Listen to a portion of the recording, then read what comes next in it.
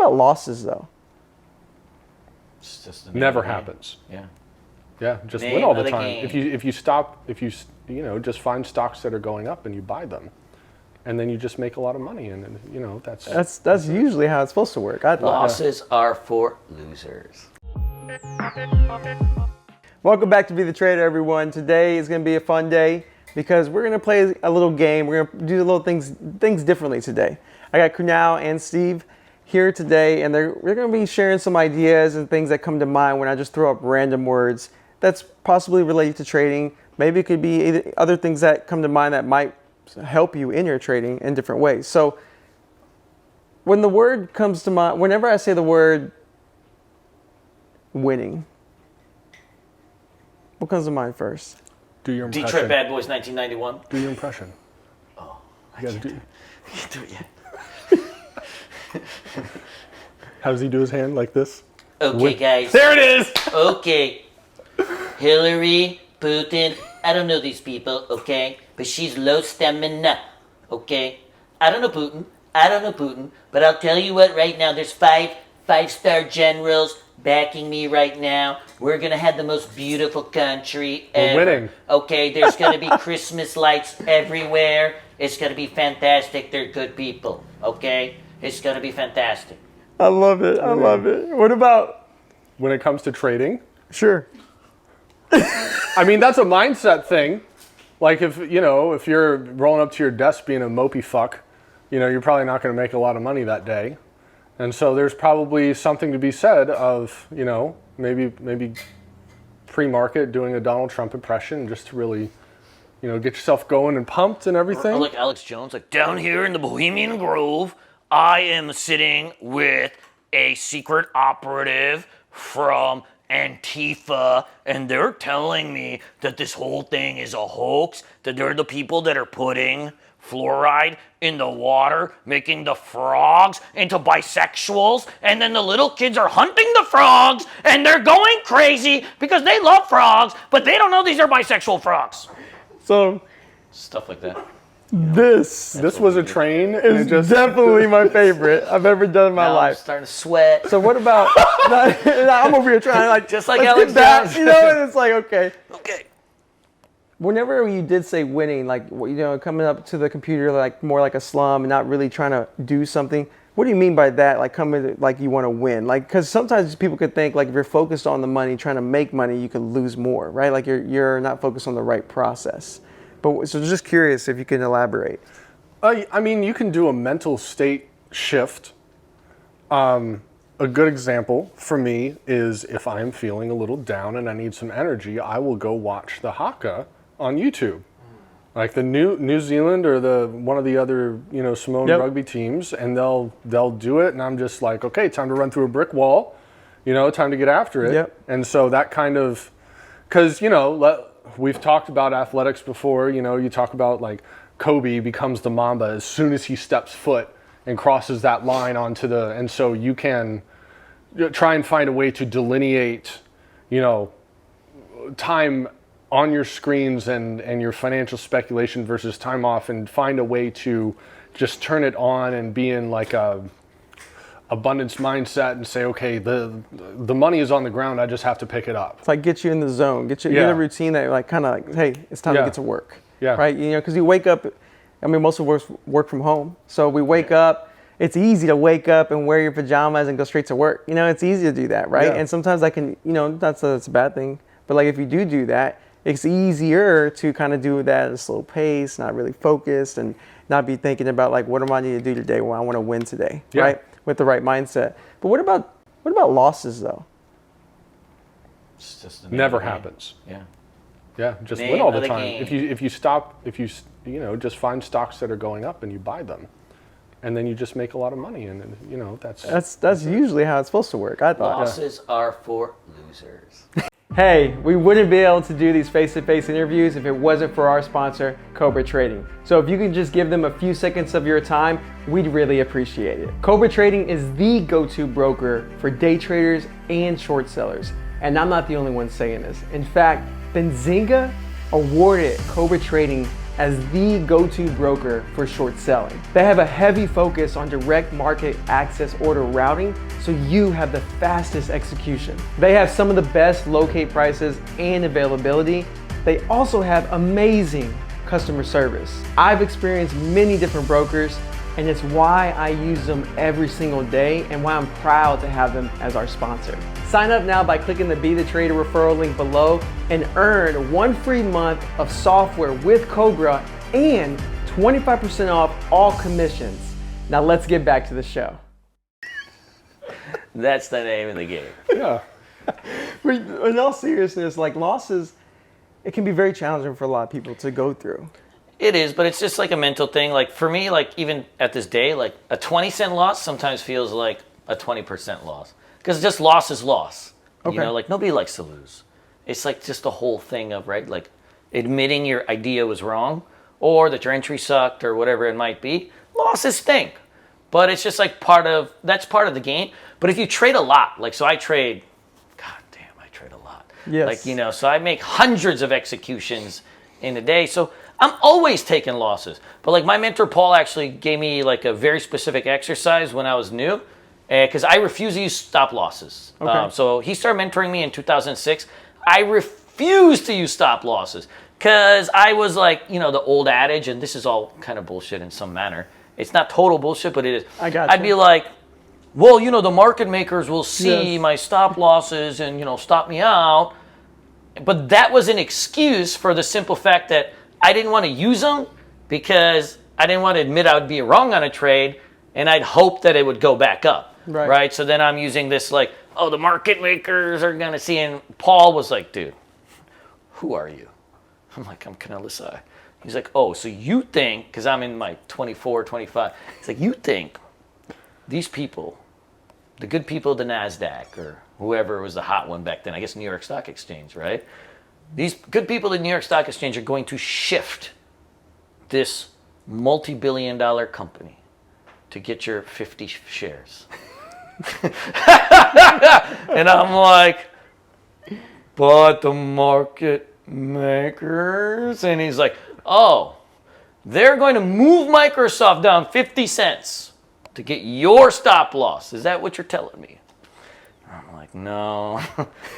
So maybe it's an ego thing where you think like, you know, if you see like someone in a Lamborghini and like they hit a golf cart and they rear end it back here because we got a lot of golf carts. I'm like, ooh, that sucks. If it's your Lamborghini, it's like, ah! You know, and so the attachment that we have to an idea and the ego with it is probably where a lot of the bad stuff comes in with respect to prospect theory and, you know, letting your losers run a lot further than you think, because it's not about, you know, the odds. It's about you being right, because you have to feel right and feel good about that, not is your equity curve up and to the right, you know, and even though it wiggles, as long as it's going up and to the right, that's fine. You know? It's an easy thing to do. So like what Paul had me do was he's like, okay, your next 50 trades, he's like, I want you to put because I refuse to use a stop loss because I didn't want to lose too much or admit I was wrong. It's all of the above, right? So he goes, I want you to put a 10-cent stop loss on every single trade you do for the next 50 trades. Well, back then, too, the market was wild. Like, we were trading a lot of Chinese stocks, like ACH, like the Chinese aluminum company. Yeah. Right? It went from like 50 to like 20 and then crashed. Like, they were all these things. CHL, China Mobile. Yeah, all the Chinese companies, China Mobile. We were trading all these things. Rhino, Trit, like there was CMC, like all the advertising the ones. The Seed and Feed and CGC. So he's like, put a 10-cent stop loss in your next 50 trades. Just trust me. I'm your mentor. And I begged him to actually coach me because back then there were no classes. Yeah. Like he had a blog, and because he was Indian, I was like, hey, will you coach me? And he's like, no. And I'm like, but I'm Indian. And he's like, yeah, I don't care. Like, that's it. So finally he did coach me, but he said, I want you to do this. So I'm like, okay, like thinking maybe there's like some secret there. So I just stopped out of like 50 trades in a row. And, you know, I'm not trading huge size back then. Right. So like, you know, each loss of like, you know, $50 or $100 or whatever it might be. So I lost 50 trades in a row. But I got used to putting in a stop loss and stopping out. And then at the end, it was like, he's like, so, what's up? I'm like, well, I lost some 50 trades in a row. He's like, yeah, but you used a stop loss, didn't you? And so then after that, putting in a regular stop loss where I needed to, no big deal. I already just took 50 losses. Yep. And I got used to putting the stop loss in and stopping out. And so just ingrained into me, like, because, it dented my account very little, right? Losing those 50 times. Cheap tuition. It was cheap tuition. Right, 100%. Right? So I lost like 1% of my account or something like that off those 50 trades. So then I got used to it. Like, hey, taking small losses all day is just part of the game. I'm a day trader, right? So now, like, I take 10-cent losses, 20-cent losses, like, all day, right? You're hunting for the big one. Yep. But it was that specific exercise that got me, just use the stop loss, get out. And I think when it comes to that, if someone's trying to massage their entries to get such a tight stop loss, especially like in a volatile market, it's probably a function of position sizing, not the stop loss. Like, if you need more wiggle room, maybe just take down your size a little bit, or structure the trade a little bit differently, and then you can have a little bit of a wider stop loss, so you don't feel like a schmuck getting stopped out 5 times in a row on the same trade. Yes, dude. That definitely. I went through that phase 100%, where I would like constantly get back in, get back. I'm like, dude, if I just would have just stayed at a normal stop, then it'd be a great trade. Yeah. So that's really key that you point that out. So you I think you've interviewed Tim Parker, right? Yes. Yeah, and so he talks Great about guy. I called him Roomy with a Bloomberg terminal. He's on that level, that wavelength, and he's talking about the frustrative process where it's like, okay, you try and fade something, and then you get stopped out when that should have been your entry, and by the time you're looking to re-enter, that's when you should be taking some profits out, and then that kind of thing. Yep. I mean, it happens in every market, and you're like, oh, if I just like flip that on its inverted a little bit, you can actually get a lot better results just from that idea. Absolutely. Spin cycle of despair. Yeah. Short too low, cover too high, buy too high. Lather, rinse, repeat. Yeah. Man, spin cycle of despair is terrible because you're taking losses both ways. Yeah. Yeah. I hate range trading. That's like one of the reasons I specifically only trend trade because, man, range trading gets me every time. Because you're always trying to like catch the top of the range and break it. Yeah. But usually it might even break a little bit, but it just goes boop. And you're like, oh my God. And then you're shorting, but you're too low, and then you're buying too high. And then the market makers are coming for you. Yes, they are. They're hunting you. Next thing you know, you're in your bedroom with some Marlboro Reds watching Rachel McAdams movies, wondering where your life went wrong. Was Notebook? I do The Notebook and the two Time Traveler wife movies. I like to do that was an interesting movie. Yeah. I actually enjoyed that. All right. The fact that she made 2 Time Traveler movies in 1 year is beyond me. That's really next level stuff. She probably went back in time, twice. I messaged her on Instagram a couple years ago, and I found out she wasn't married, but she didn't reply back. You gotta shoot your shot, I did. I actually sent a very nice. it. I sent a very nice message. So, since you're not married, I'm not married. Obviously. That's how you start. I think that is how you start. What about letting your winners ride? Fucking terrible at it. Great in theory. Yeah, great. Share that. Well, Great in theory. on the option side of things, Sure. let's say you buy a call option and then the stock runs and you're doing great, right? If the option's still out of the money and it pulls back a little bit, you lose money not just from time decay, but you also lose exposure due to charm. And I know this is advanced shit, I get it. It's okay. Yeah, and it's one of those where, obviously you want the stock to go straight up the whole time, but you are constrained by time with options. And so it becomes a lot trickier to do that. I don't have an easy answer for that. It would be nice to be like, oh yeah, it's just, you just let the trend work itself out. Yeah. And, that can kind of work on a longer term time frame. Yeah, but, for sure. yeah, that's just a tough one. It really, for 99% of people, works only on like your lotto positions, like at least in equities. Like people always like in my chat room, like, they're like, oh, your entry was perfect. And boom, like I sell for $1. Like, I trade like NVIDIA or Shop or whatever. Yeah. And it's like, it goes up $1, I just sell it. I don't even know. It's like unconscious. It's like, it always matches with the chart, but I always do it. I'll be like, I'm out half. But then like once you're out and you've paid yourself, then it's a lot easier to let your winners ride. Like you're like, okay. You're like a lot more relaxed. You're like, okay, I made some money today. Because, I sell some, put a stop at the buy price, And then it's like a lot easier to just like be free, right? Yes. But like when you're doing it with your full position, like you have this like Right, your entire dogmatic position. Yep. belief, like this XYZ can happen. Yes. It doesn't necessarily work like that. It can with like maybe larger term macro thesis type Swing of things trade. where like you have this big idea, but you have to do that in a whole different account and be willing to risk 20, 30, 40% or whatever it might be to get that, right? Like, you know, hey, I believe this is the bottom of Bitcoin or whatever it might be. You have to be able to take some heat to be able to catch that big one. And you'll be wrong a lot of the times too. So, you know, you have to be able to catch some heat, but you might be taking a lot of damn 20% losses before you get there. It's a lot easier, at least for me personally, whether it's swing trading, day trading, or even investing. Trying to catch that turn, you got the tight risk. If it works, it works. But like you got to sell out some of it very quickly to just pay yourself for that thing and make it a free trade. Yeah. Once it's a free trade, you're like dude, you're like the cool guy at the bar, right? You got the Hawaiian shirt, the gold chains, the Adidas sweatpants, and you're getting all the chicks somehow. Yeah. Right? Flock to you. You're like, how's that guy getting all the chicks? But that guy's getting the chicks because he's super relaxed, man. Yeah. But it sounds like what's important though is like the entry gives you that capability. Yeah, the Right? entry is really the most important. You know, everybody talks about the risk management and this and that.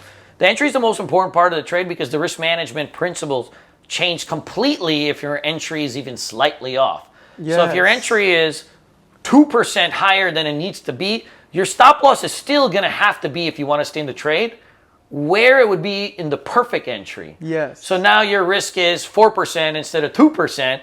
Well, it doesn't seem like much, 2 to 4, but it's 100% difference, right? Yep. And so now the parameters of your sizing and everything change because obviously if your risk is double, then your size needs to be half. But most people are way too harebrained to ever do that, right? Like they're not going to.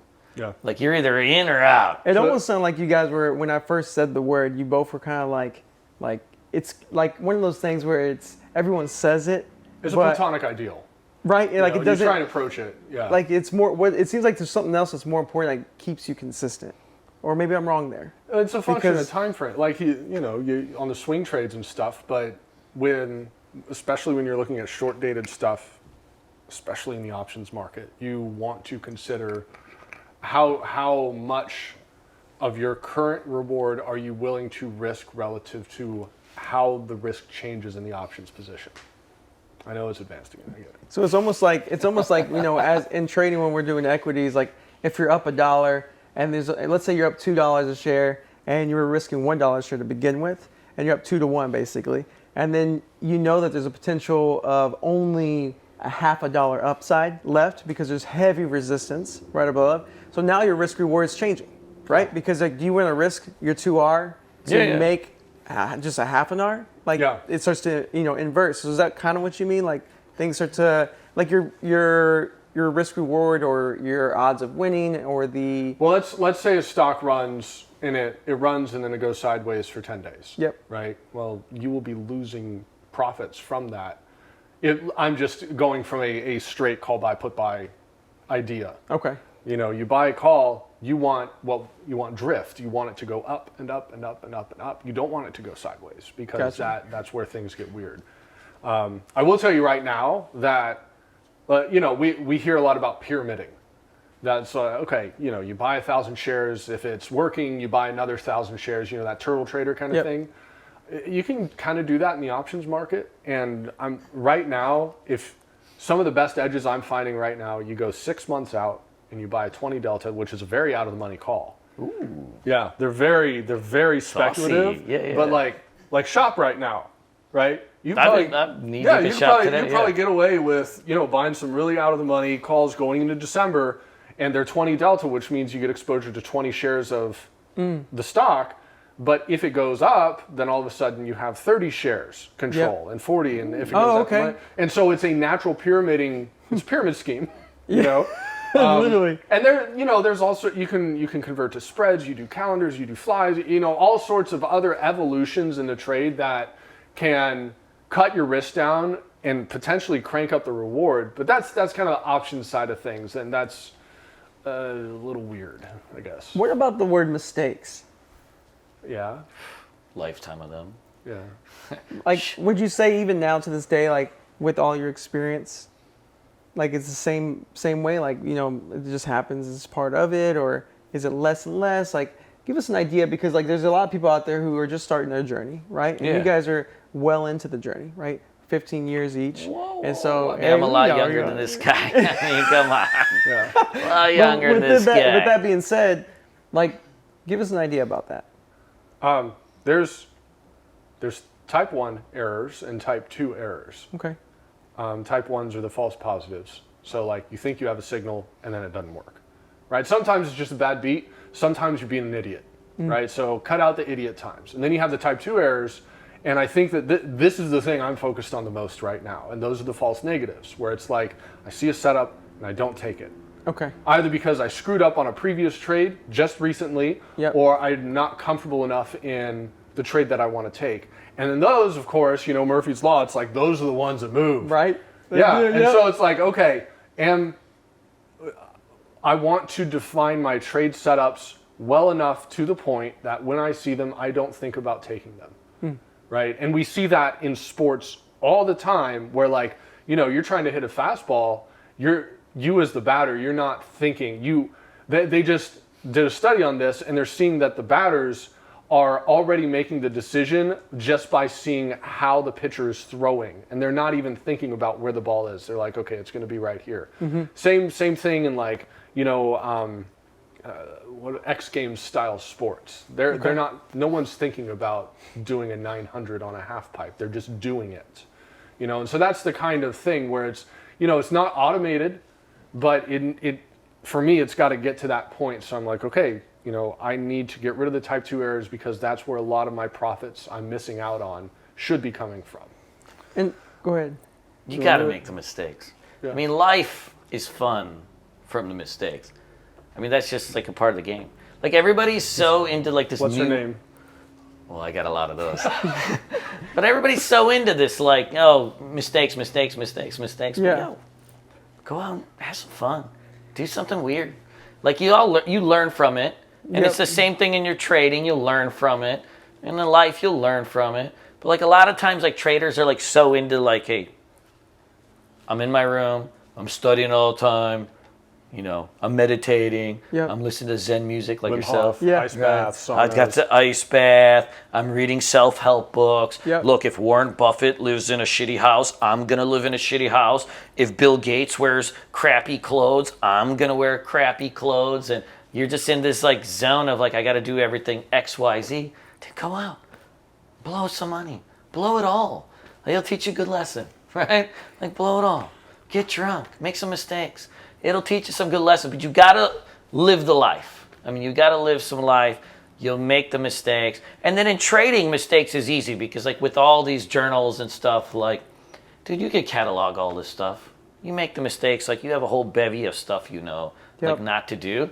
But even in the end, like if you're trading really a lot, after maybe 2 years of data, like you shouldn't have necessarily strategical errors. Like your journal will be shit anyways, because it'll just be a riffraff of mental errors.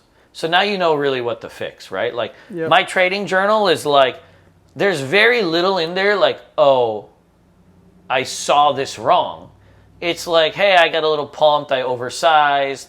Hey, like I was just talking to Steve, like when the CPI numbers came out, like I had a very specific plan. I knew the numbers were gonna be shit. And I was like, if they're even more shit than shit, I'm leveling in deep into my IRAs, long-term accounts. Like that'll probably be the turn.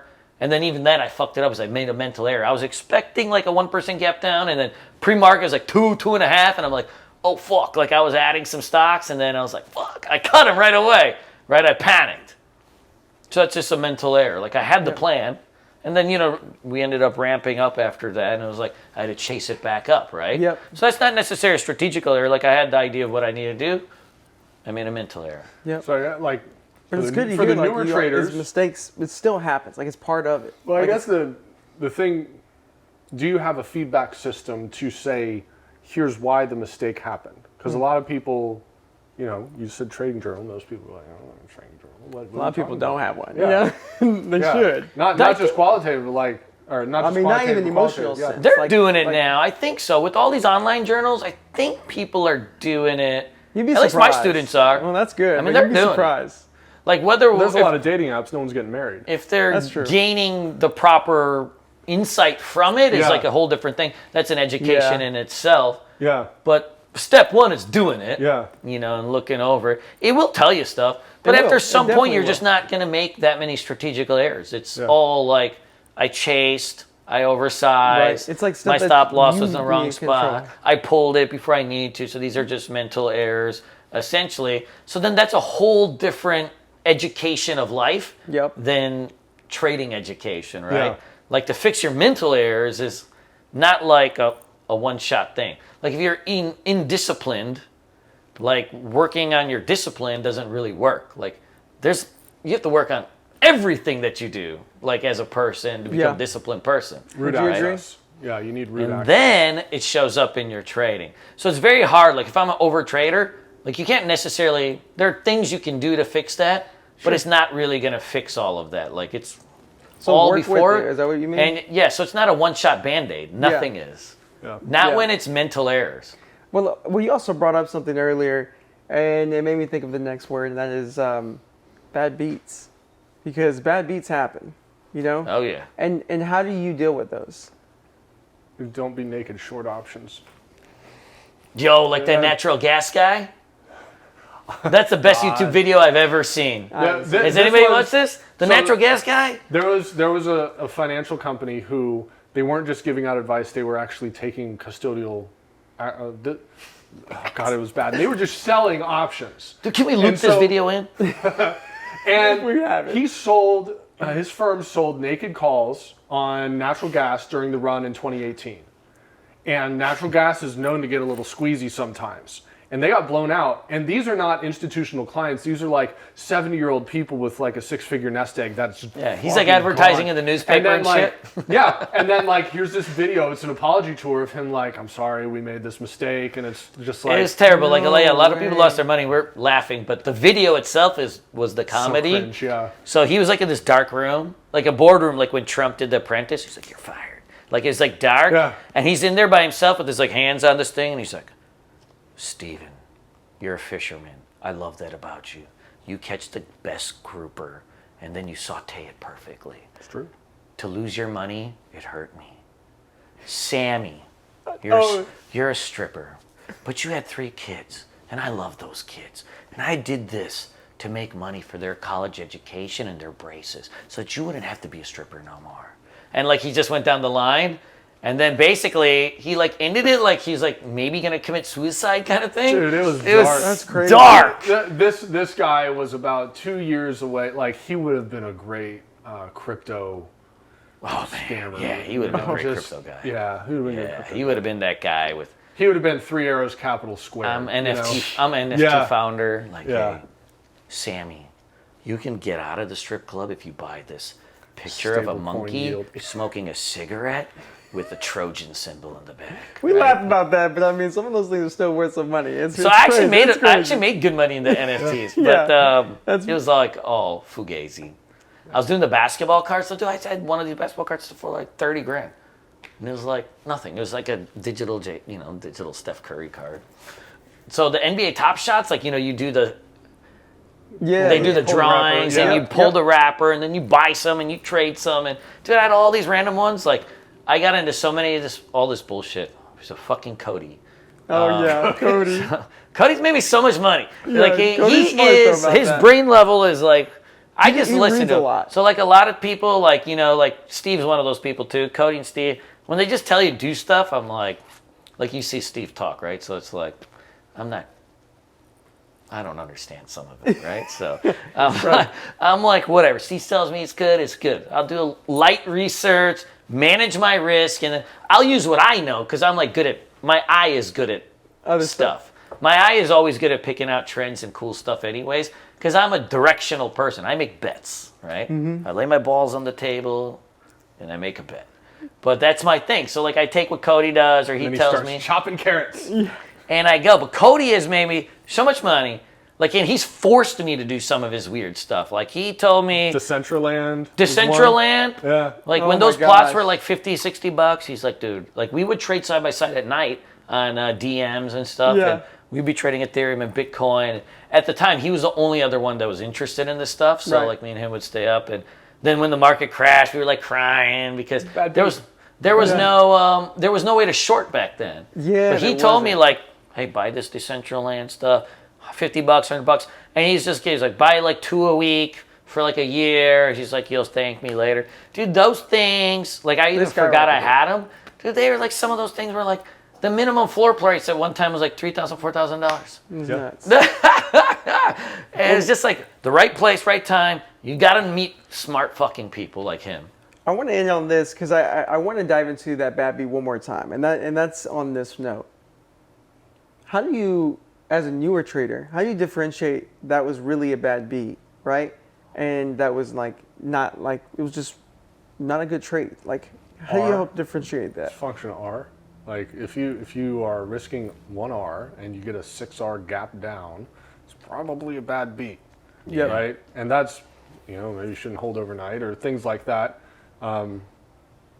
Sometimes it is just bad luck. Yeah. God, I can think of a million things off the top of my head, but like Luna's a good example right now. The Swiss franc deval that happened, fucking COVID, March 2020. Like everything was a bad beat. The That's bond true. market crash right now is a pretty bad beat, and I think we're getting a lot more of them, which Yeah, you get a bad you beat. could probably model a bad beat thing and make a ton of money just being like, okay, this is where the next bad beat's gonna hit. Oh yeah, I'm right. just thinking that's about true. that off the top of my head, yeah. Yeah, you still always in a bad beat have some level of rescue, not the whole thing, but you do have some level of rescue. What do you mean? The bad beats get worse because you still hold, Yeah, right? yeah. So like, one of my good friends, he was, in this Luna fiasco or whatever. He had like 2 million UST, and he's been pretty public about it, Cameron. He's like one of my best friends, and that was just a bad beat, But also, like, if somebody's promising you 20% returns on a stable coin, that's also, right, like Senior is just funny. a little bit of a fugazi, right? sounds Too like good a to be pump. true. But But all bad beats, you still have, like, that opportunity, like, when you realize what's happening, to cut it.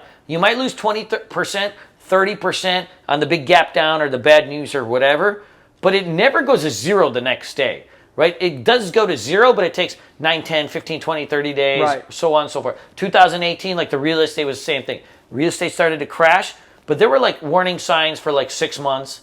And then Countrywide went down like months before. months everything did. before. Yeah, we were all trading then. Dude, before the market even shifted, the market was still near highs when some of these companies were already going bankrupt. Yeah. And they were like, oh, whatever, right? And so, like, you had months, but even when they start going down, you still have an opportunity to cut it. Yes, like, you if do. the real estate market's crashing, you own 10 rental houses, you can cut it. Yeah. But, like, they usually wait till the end when they have no liquidity left or their margin or leverage is over crazy. Then they cut it. Same thing in the Luna and the UST stuff. Man, there were opportunities to cut those things. But you only want to cut it at the end when you're, like, after you're done averaging down and, Yeah. right? Like, you're trying to fix it Yep. versus cutting it. So a lot of times the bad beat is like, okay, a bad beat might be 20% unless it's just a pure hacking incident or, right, something above and beyond. But a bad trade, a bad beat might be 20%. But most of the time people get wiped out because of what happens once they realize the bad beat's happening, which is you freeze. Then you're like, I got to think about it for a day. Well, the next day you're down 20% Yeah. more. Then you're like, well, if it bounces a little, I'll get out. Then it goes down 20% more. Then you're like, man, this looks cheap. I'll add some. It Yeah. goes down 20% more. Well, now you're down, X, Y, Z more. And that happens in anything that involves leverage or crashes.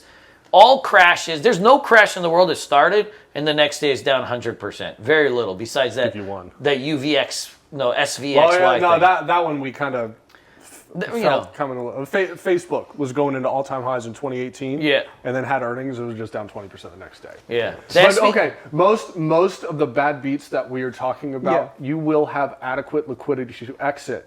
So maybe you just need to be like, okay, what is my bad beat playbook?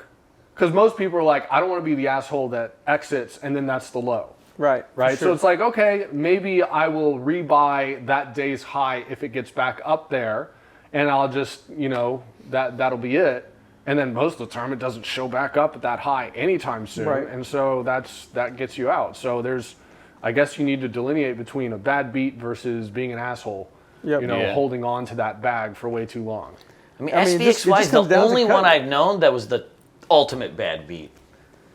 Yeah. I mean, just- SVXY was like what? Like it just opened down like 90% and was done? And Was it that, blew that up? one I could go for another 15 minutes on, but basically I know, the warning signs were there. Well, not even But that, I'm talking just- about like at 4 p.m. it closed, and it was at at 4 p.m. it 150 closed. bucks, and then it opened at 5. Volatility futures popped just that one bit more to break XIV according to the prospectus. Like Yeah. someone, in my opinion, someone Yeah. knew what, and they just took it that one extra bit, whole thing fell apart.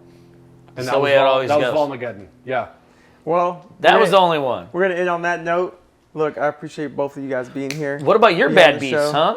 Come on, What give us about bad us- beats? Yeah, what about your bad beats? I just know, like, there's been times where my bad beats have created rules for myself. So, like, When have you whenever- been stuck in a big one? Give me an example. Like, I'm there's putting you on the been a spot time- right there's been now. a time- Right there's now, been a we're the time where I've been- podcasters.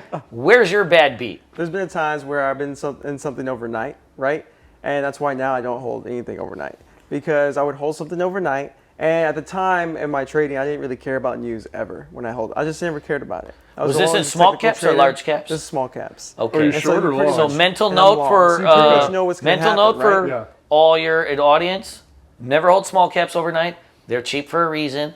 They're smelly. They're turds. They're only run on Discord rooms and pumpers that's and literally- algos. So you never want to hold them Secondaries and overnight. shelves and all this Even other if you have stuff. a great average, like I had a great average, and Yeah. I was near the lows, and I was like, and they're consolidation lows, and I was like, I'm feeling good, and I was already up nice on the day because I had other stocks that I did well on. So I was like, I'll just risk this. Like, what's the worst that can happen, And then you just wake The up, trading gods. and it just gaps down. Like they just gapped down ridiculous, like 50%, and I was just like, offering city. I was like, okay, well, yeah, no and you longer can doing lose that everything. because yeah. it took me back a lot. It took me back a lot because I was like, I risked a lot on that trade. And so because of that, it really showed me, like, for me, I can't handle after that happened.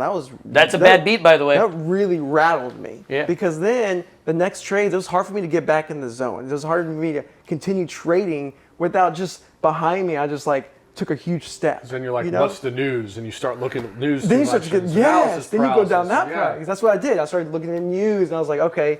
Then I just finally, eventually came to the fact that I'm no longer holding. I just personally, for It's small tough. caps, It's I don't tough wanna to hold lose. overnight. For big caps, I will. Like It's I'll tough to hold lose Tesla. like a year or two's worth of work in a day, and then like the next day you're like, oh, I'm just gonna get back to taking small gains and small risk.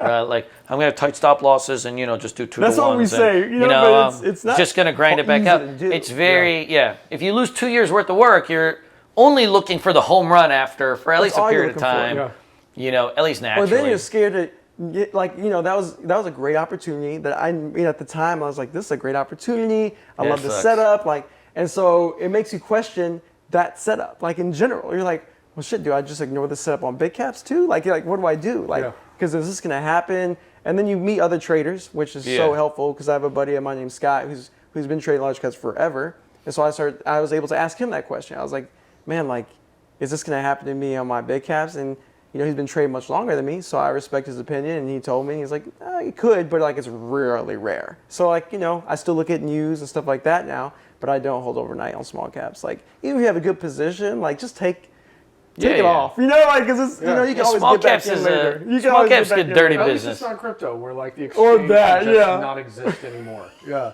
Yeah. And it could be worse. Well, look, guys, I appreciate y'all's time so much, Kunal, Steve. If y'all have any questions, you can reach out to both of them. The link in the description of their Twitter will be there. But if you want to let them know what the Twitter account is real quick, but the link will be below. Go ahead. I used to live in his basement.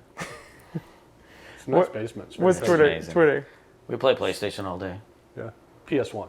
Crash Bandicoot all the time. Sega We're Dreamcast. just throwing this off the rails. Sega Dreamcast. Literally. Man, Sega Dreamcast is so Go ahead, underrated go ahead, though. Off topic. Sega Dreamcast was really underrated. My Twitter account is Stephen Place. Canal 00. And there we go. We're done. I know. Go ahead. You're right, because like when Twitter was invented, Kunal would have been All right, there. now we can talk about other stuff. People are recording, but we're done with the show. So like, this will be outtakes. But go ahead.